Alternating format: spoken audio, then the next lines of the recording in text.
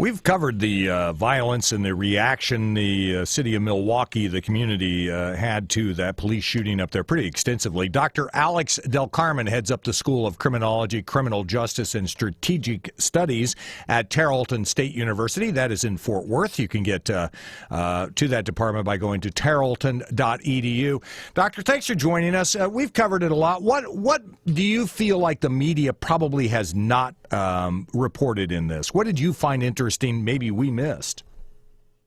You know, I think across the United States, what we find is that many people complain and talk a great deal about policing issues and critical issues on policing, but we really don't talk about the good stuff that happens on a daily basis. And I think perhaps that's what we're missing, is the fact that most police officers and most encounters with citizens go unnoticed.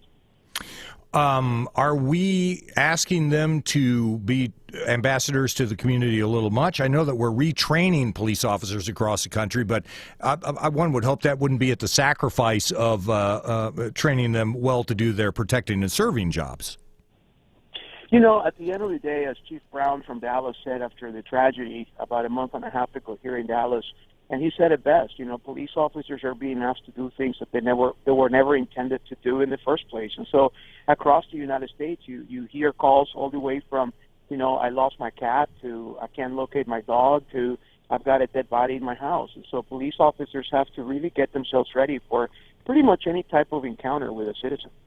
But I mean, we're hanging cameras on them now. I was watching an officer walk the other day in a restaurant where I was having lunch, and good grief, I don't know how many pounds of equipment are hanging off of these guys.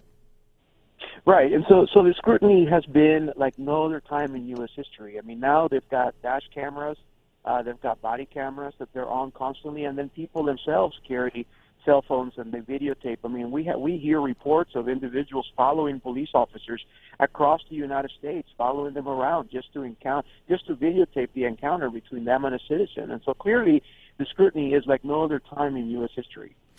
What was enough made of the fact that the guy in Milwaukee, I mean, he had a pretty extensive rap sheet, and then it was almost as if when we found out that the officer that shot the guy was also African American, then that part of the whole story got dropped.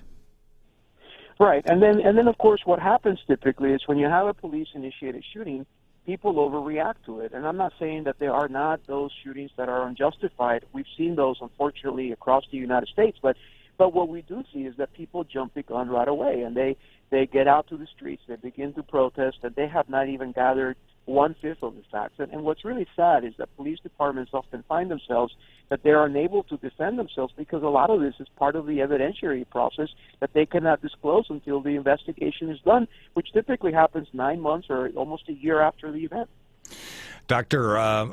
Alex Del Carmen, who heads up, as we said, the School of Criminology, Criminal Justice, and Strategic Studies, which is at Tarleton State University in Fort Worth, is our guest here, and is an expert in police training, and has been on with us a number of different times. Doctor, it's always a pleasure. Thank you very much. Thanks for having me.